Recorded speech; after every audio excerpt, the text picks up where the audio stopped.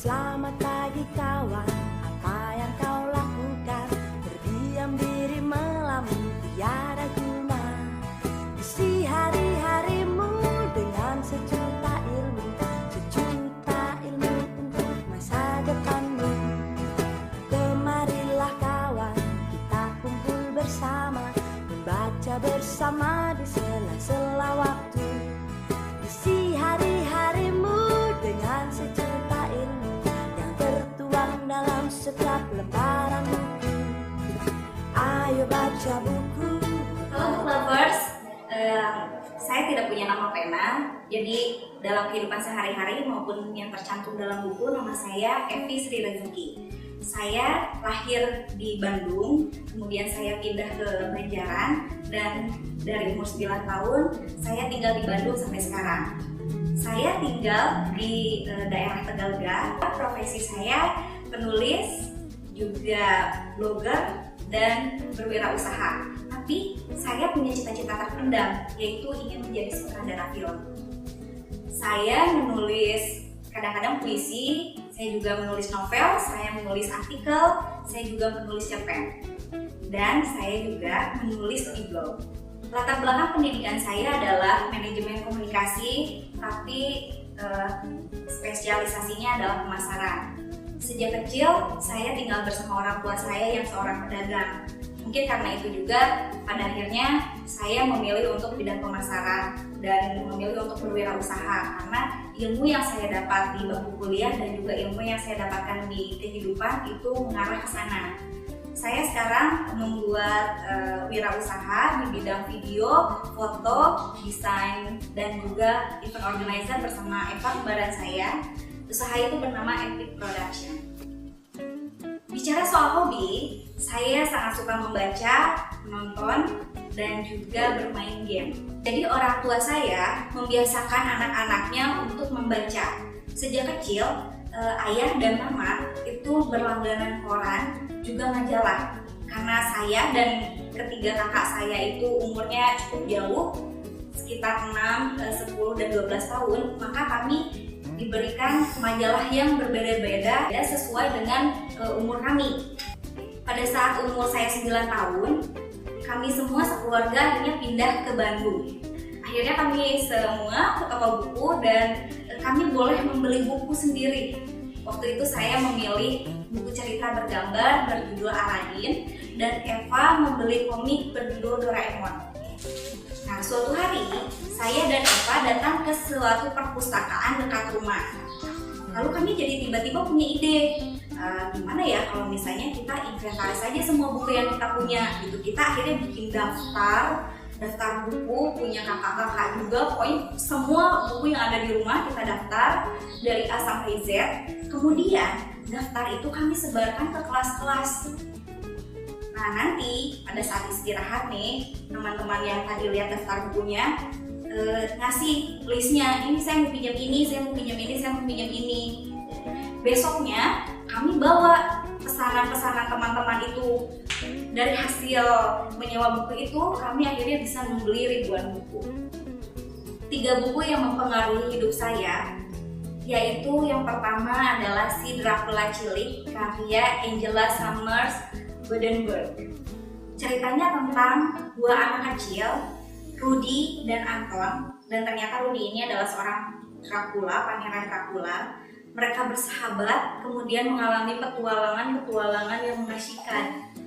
Waktu kecil saya mengimajinasikan buku ini benar-benar seru banget. Sampai sekarang saya merasa masih tetap seperti itu. Buku ini saya pinjam dari salah satu teman sekolah, dan itu ketika saya masih berada di kota Banjaran. Buku ini bahkan membayangi saya sampai ketika saya sudah pindah ke Bandung, dan saya sengaja dari Bandung ke Banjaran hanya untuk membaca buku ini. Jadi buku ini kenapa sangat penting sekali dan membekas? Karena buku ini mengajarkan saya betapa asiknya membaca buku. Buku kedua yang menginspirasi hidup saya adalah Komik Candy. Sebenarnya ini adalah serial komik dari 1 sampai 9. Waktu itu tahun 90-an, salah satu TV swasta itu menayangkan kartun Candy. Tapi entah kenapa kartun ini berhenti tiba-tiba. Lagi seru-serunya nih ceritanya, tiba-tiba hilang begitu saja di TV. Saya nyari nih kenapa gitu, terus ngebayangin gimana sih lanjutannya, jadi gregetan sendiri gitu. Kakak saya bilang kalau misalnya kartun Candy Candy ini diambil dari komik. Terus saya nyari gimana saya bisa beli komik Candy Candy ini. Ternyata di Kota Banjaran itu memang tidak ada. Ya akhirnya ketika saya pindah ke Bandung, saya nyari komik Candy Candy ini, dan ternyata saya harus kecewa sekali karena komik itu sudah tidak diproduksi. Jadi ya gimana ya, sudah penasaran sekali, terus nggak tahu ceritanya kayak gimana, endingnya kayak gimana. Akhirnya saya dan Eva memutuskan untuk ya udah deh kita bikin sendiri aja. Lanjutannya kayak gimana sih? Kita bikin gambarnya walaupun kayak jauh banget dari TV dan komiknya. Ceritanya kita ngarang sendiri dan kita berimajinasi, oh kayaknya tamatnya gini deh gitu. Sampai akhirnya kami puas, oh ya Candy Candy kayak gini gitu. Jadi kenapa Candy Candy menjadi salah satu buku yang menginspirasi? Karena komik ini menjadi momentum di mana kami berani untuk menulis dan menggambar. Buku ketiga yang menginspirasi yaitu Gone with the Wind. Jujur saja ketika pertama kali saya tahu tentang Gone with the Wind ini, saya tahunya dari film. Jadi waktu itu saya berumur 9 tahun, saya, Eva, dan ayah menonton film Gone with the Wind. Ceritanya tentang seorang perempuan namanya Scarlett O'Hara. Dia tinggal di perkebunan bernama Tara. Sosok ini kenapa sih begitu istimewa? Karena Scarlett O'Hara ini punya sifat yang sebenarnya sangat menjengkelkan ya. Kalau saya bayangkan di dunia yang nyata, enggak banget lah cewek ini gitu, nyebelin banget lah gitu. Dia itu keras kepala, pintar, tapi licik. Dan juga dia sangat cantik ya. Secara fisik dia sangat sempurna. Dan kenapa Scarlett O'Hara ini menjadi sangat istimewa? Karena diceritakan pada tahun 1880-an di Georgia, itu perempuan itu tidak boleh menyuarakan apa yang dia rasakan dan apa yang dia pikirkan.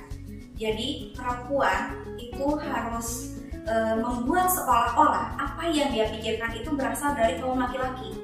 Tapi Scarlett menebas itu. Dia sangat lantang untuk membicarakan apa yang dia pikirkan dan apa yang dia rasakan. Sosok ini menginspirasi hidup saya sampai sekarang. Keberaniannya, kenapa dia memilih bisnis wirausaha, di mana waktu itu dianggapnya bahwa dunia wirausaha itu adalah milik kaum laki-laki. Novel Gone with the Wind juga menginspirasi saya sebagai seorang penulis. Kenapa? Sebuah buku dan film bisa begitu menginspirasi hidup saya, bisa mengubah pemikiran saya. Dari situ saya mulai berpikir, oh ternyata dalam bentuk film maupun tulisan kita bisa mengubah peradaban. Bahwa suatu hari saya bisa membuat dunia lebih baik. Saya menulis sejak kecil dari umur 7 atau 8 tahun. Mulai belajar serius menulis itu pada saat saya masuk kuliah sekitar umur 20 tahun. Menjadi penulis itu adalah cita-cita saya yang paling konsisten sampai detik ini. Jadi tidak pernah berubah. Awalnya saya tidak berani mempublikasikan karya saya. Jadi karya saya hanya saya tulis, kemudian saya simpan dan tidak saya publikasikan. Tapi saya kemudian ikutan komunitas. Komunitas itu akhirnya membuat saya terbuka dan ayo dipublikasikan ke teman-teman dan didiskusikan. Saya menerima banyak kritikan dari teman-teman dan ya jujur saja sih saya juga sempat wah kayaknya saya nggak punya bakat nih buat nulis. Tapi ya tidak ada orang yang benar-benar berbakat untuk menulis kalau misalnya dia tidak konsisten. Di tahun 2013 saya mendapatkan kesempatan untuk mempublikasikan karya solo saya yang kedua. Judulnya Sineas. Sineas bercerita tentang Lena, Dania, dan Dion. Mereka membuat klub film di mana klub film itu kurang diminati oleh teman-teman di sekolahnya dan juga tidak mendapatkan dukungan dari sekolah. Nah, suatu hari ada festival film remaja. Lena kemudian ditantang oleh mantannya, yaitu Adit, untuk memenangkan lomba tersebut.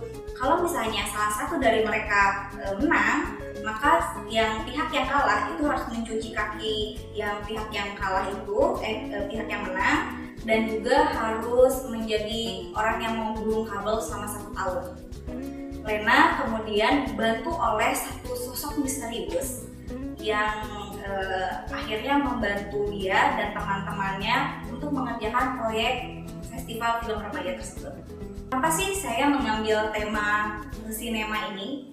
Pertama, saya jarang sekali membaca novel remaja yang temanya sinema. Saya pikir remaja sekarang sudah sangat mengenal ya membuat film itu seperti apa. Di dalam sineas ini digambarkan bagaimana seseorang langkah-langkahnya untuk membuat sebuah film. Kenapa sih remaja-remaja hanya memikirkan pasangan dan lain-lain gitu? Ya bukan berarti bahwa tidak boleh memikirkan cinta, ya boleh ya, tapi pikirkan juga kenapa sih tidak sambil berkarya. Inspirasi saya membuat novel sineas ini sebenarnya dari keinginan terpendam saya untuk menjadi sutradara film. Dan semoga saja novel itu malah bisa menginspirasi anak-anak lain untuk menjadi sutradara film. Poin menarik dari novel sineas ini yang pertama adalah temanya tentang sinema yang jarang ditemukan, dan bagaimana sih proses membuat film itu, mulai dari membuat screenplay, membuat budgeting, membuat proposal, brainstorming, dan lain-lain. Itu semua diceritakan di novel sineas, dan saya membuat yang tadi saya sebutkan itu seringan mungkin agar remaja bisa cepat menyerap. Tips menulis dari saya ada 5 poin. Yang pertama itu harus rajin membaca, karena keberhasilan kita menulis itu juga berbanding lurus dengan kebiasaan kita membaca. Tips yang kedua yaitu berlatih menulis. Jadi berlatih menulis itu bisa dengan kita ngeblog.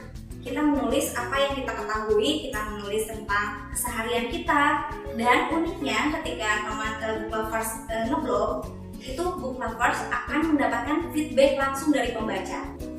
Tips yang ketiga adalah memperkuat karakter. Dan karakter itu akan membuat jalinan cerita lebih menarik. Tips yang keempat yaitu menyiasati mood. Jadi teman-teman pasti punya jalan sendiri untuk membuat mood lebih baik, misalnya menonton TV dulu atau refreshing dulu dan lain sebagainya. Tips yang kelima yaitu brainstorming. Jadi kalau misalnya memang ketika kita sudah merasa mentok untuk menulis harus seperti apa kan, ya brainstorming saja bersama teman-teman lain. Saya ingin mengucapkan terima kasih juga untuk penerbit yang sudah menerbitkan karya-karya saya, yang sudah mempercayakan saya untuk menulis di tempat mereka, yaitu Nora Books Mizan dan juga Ivan Pers. Saya juga sangat berterima kasih kepada editor-editor saya yang super sabar sekali, yaitu Mas Jason Abdul dan Mbak Rina, juga Mbak Aja. Terima kasih karena berkat kalian membimbing saya bisa menulis dengan baik. Terima kasih untuk Sita Kancana Larasati, Leni Mutiawati, dan juga Isna Fakhrurozi. Saya juga ucapkan terima kasih sekali untuk kembaran saya, Eva. Terima kasih atas inspirasinya yang tidak terbatas. Terakhir, saya ingin mengucapkan terima kasih untuk membaca buku saya. Tanpa kalian, karya saya tidak akan menjadi. Mungkin Dion menyangka perasaanku masih pada Adit, makanya tidak memedulikan Rizky. Padahal bukan itu. Trauma? Mungkin itu. Iya, aku lihat dan gak peduli. Bukan itu, On. Perasaanku sama Adit juga udah hilang. Yang lebih berat malah. Aku cuma takut kejadian dulu terulang lagi. Dan ternyata hidup memang penuh repetisi ya, On. Oh, kalau gitu kamu suka dong sama Rizky. Kok bisa bilang begitu? Tanya Bu Hera. Apa ya? Feeling aja sih. Dion nyinyir kuda. Gak tahu, On. Aku mungkin sayang Rizky, kayak aku sayang sama kamu. Ucap Data. Berarti kamu suka sama aku? Katanya tak percaya. Aku menggigit-gigit. Maksudnya, aku sayang sama kamu kayak aku sayang sama Dania. Jelas. Dia mengangguk-angguk. Dia kemudian berpikir keras. Tapi kayaknya Rizky suka sama kamu. bukan suka, kayaknya cinta. Gitu deh, aku nggak ngerti. Pokoknya lebih dari aku sayang sama kamu, ungkap Dion. Kepalanya mengangguk-angguk. Dia menggigit telunjuknya sambil berpikir. Kemudian matanya membulat seperti mendapatkan ide. Ya, ini mungkin klise, tapi coba dengarkan suara hati kecil kamu. Ucapnya dengan intonasi seperti dalam film-film. Aku jadi diri sendiri. Tapi Rizky juga nggak pernah ngomong apa-apa sama aku. Dan sekarang dia pasti jijik banget deh sama aku. Aku menunggu kursi. Dion menggapai kedua lenganku yang terjuntai. Ren, di dunia ini ada dua hal yang pantas diperjuangkan, yaitu impian dan cinta. Ucapnya bersungguh-sungguh. Aku menatapnya tak percaya. Dion bisa bilang begitu? Dia memang sudah dewasa. Iya Ren, repetisi itu apa sih? Dari tadi aku mikirin itu. Tanyanya dengan muka polos minta diceburin ke kali. Book lovers, inilah novel saya, Sines. Ayo baca buku, Buka jendela dunia, mendengarkan buku.